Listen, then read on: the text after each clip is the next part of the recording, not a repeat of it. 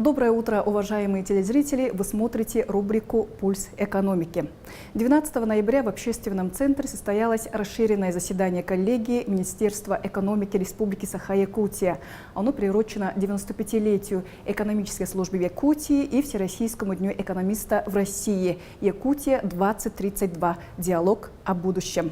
На мероприятии приняло участие более 200 человек. Это ветераны, представители экономических служб муниципальных образований, экономические службы организаций республики.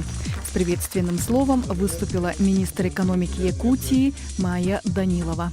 Сегодня на нашем расширенном заседании коллегии принимают участие ветераны экономических органов Республики Саха-Якутия, наши любимые руководители Министерства экономики, наши выпускники, мы их теперь так называем, Министерства экономики, которые работали в министерстве и сейчас продолжают трудиться на экономической ниве.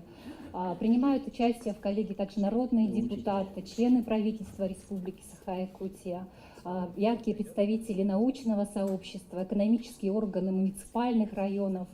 Очень рада вас видеть. Благодаря 95 годам успешной работы сегодня республика находится в числе лидеров по многим экономическим показателям среди субъектов Российской Федерации.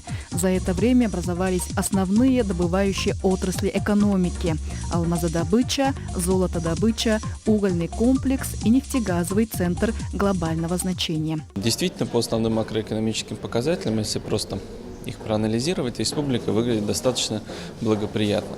По темпу экономического роста, по объему промышленного производства, по объему инвестиций, объему инвестиций на душу населения. Мы лидеры на Дальнем Востоке, а вот, например, по инвестициям на душу населения мы вообще одни из лидеров России, в десятку входим. Пользуясь случаем, хочу поздравить всех причастных к экономической службе, Министерству экономического развития с профессиональным праздником. Пожелать сил, удачи, успехов на вот этой сложной, непростой работе, которая нам предстоит в ближайшие годы.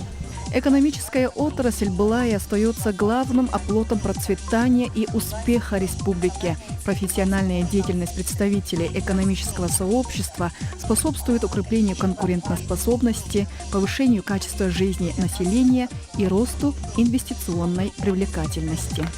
Наталья Колесова, Гаврил Дичков. Новый день.